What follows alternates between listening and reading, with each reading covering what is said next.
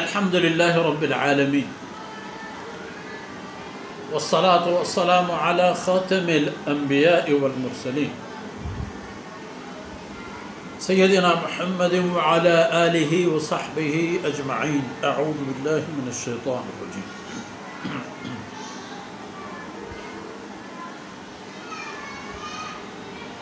والسماء بنيناها بأيد وإنا لموسعون والأرض فرشناها فنعم الماهدون ومن كل شيء خلقنا زوجين لعلكم تذكرون ففروا إلى الله إني لكم منه نذير مبين.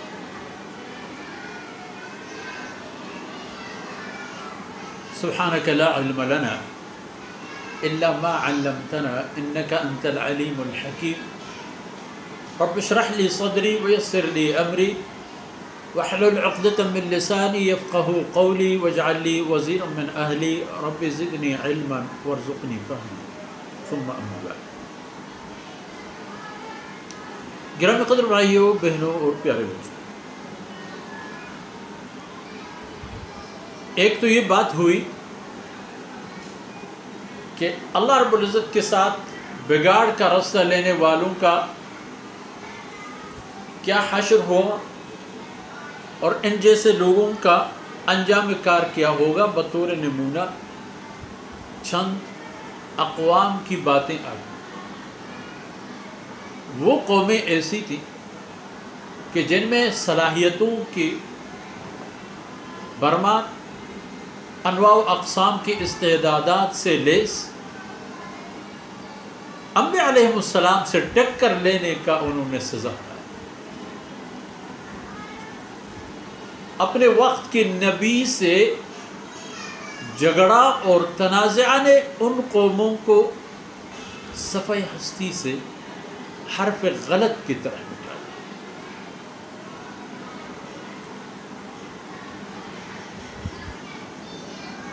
اور سیدنا نوح علیہ السلام جو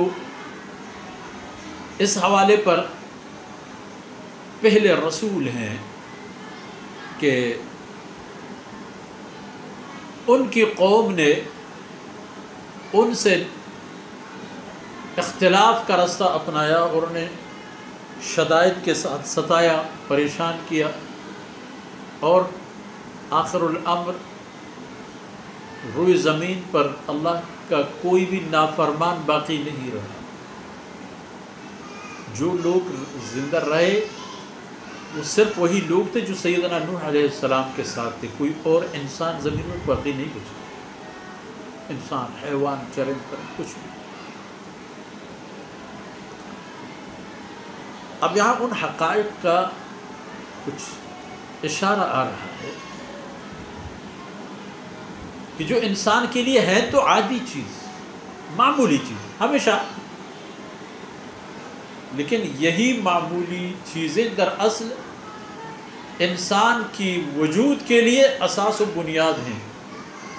انسان کو اللہ رب العزت نے جگہ دی ہے تو انہی چیزوں میں جگہ. دیکھیے والسماء بنیناہا، اللہ فرماتے ہیں کہ آسمان کو میں نے بنایا ہے بِأَيْدٍ، اپنی طاقت اور قدرت سے.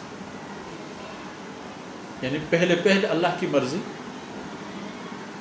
اور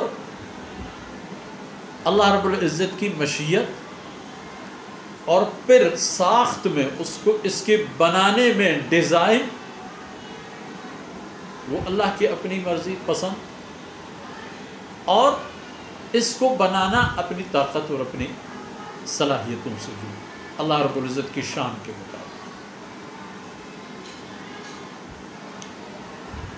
وَإِنَّا لَمُوسِعُونَ، اللہ فرماتے ہیں ہم کشادگی لانے والے ہیں. آسمان جہاں بھی چاہے، آسمان طویل و عریض زمین کی جس ایریا میں آپ کا قدم پڑ جائے گا، اوپر نظر اٹھا کے دیکھیں، مخصوصاً راتوں کو کیا نظر آتا ہے. اب سمجھیں یہی ستارے جو انڈونیشیا میں دیکھے گئے، یہی ستارے مغرب کے آخری کونے میں دکھائی دیتے ہیں. قطب شمال میں بھی یہی، جنوب میں بھی یہی، ایک ہی کیفیت، ایک ہی حال. وَإِنَّا لَمُوسِعُونَ. اللہ چاہیں اور اللہ کی چاہت ہو تو مزید وسعتیں بھی پیدا کر سکتے ہیں اللہ تعالیٰ. اور یہ فرمایا کہ کسی وَفِي السَّمَاءِ رِزْقُكُمْ، وہاں سے تمہارے لیے روزی آتی ہے، وہیں سے اوپر سے اللہ کے حکم سے. اور ہوا سے، بارش سے، ستاروں کی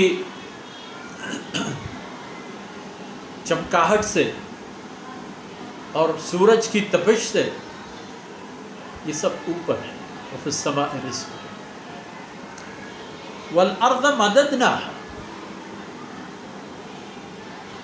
فرماتے ہیں زمین کو بھی میں نے اپنی طاقت، مرضی اور پسند کے مطابق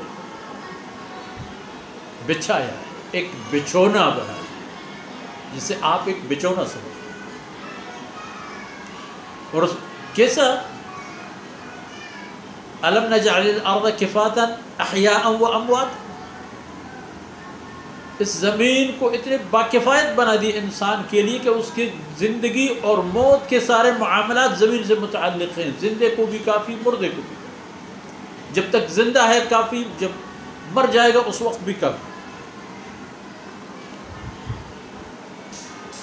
اور وَمِن كُلِّ شَيْءٍ خَلَقْنَا زَوْجَيْنِ، اور ہر چیز کے ہم نے جوڑی بنائی، مثبت اور منفی سمجھ، یا تغییر حالات کے تناسب میں دیکھیں، ایک کچھ اور دوسرا کچھ اور.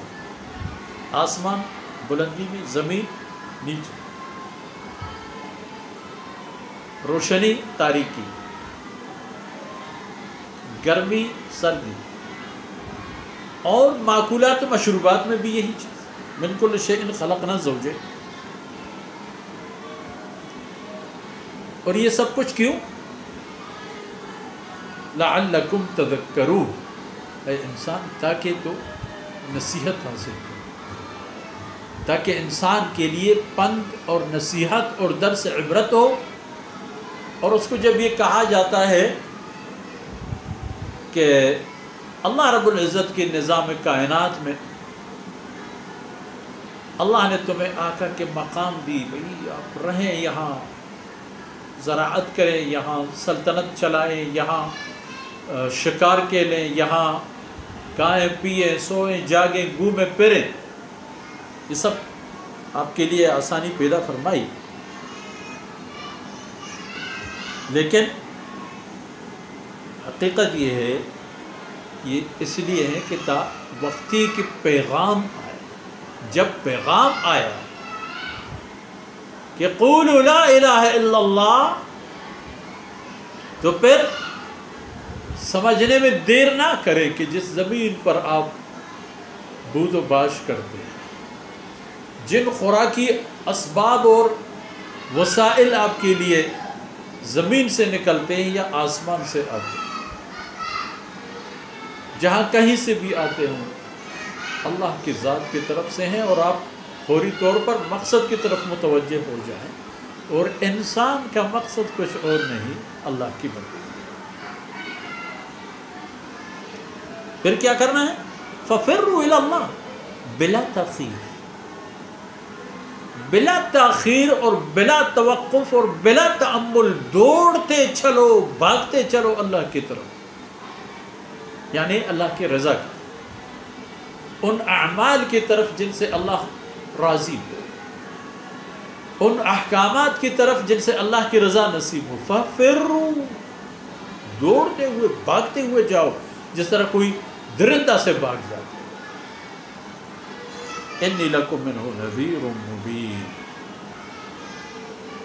میں تم لوگوں کے لیے ایک حقیقی خطرات سے باخبر کرنے والا ہوں، اور وہ بھی علانیہ.